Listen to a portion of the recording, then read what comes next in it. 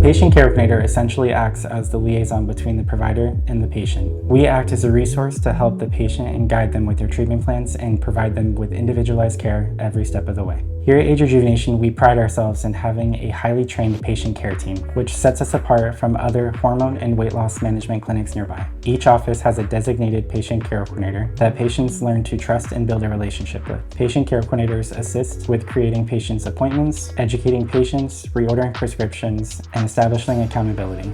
In a couple of weeks after your initial blood work, you will then meet with the provider for the first time. After your consultation with the practitioner, you will meet with your patient care coordinator to review your care plan in depth and explained, and at that point you will order any prescriptions, schedule any appointments such as your blood work, and also be provided the contact information by the patient care coordinator to have access to them at any point via email, text, or call. A future blood work appointment will then be scheduled in about 6 to 10 weeks to retest any levels of the treatment plan that has been recommended.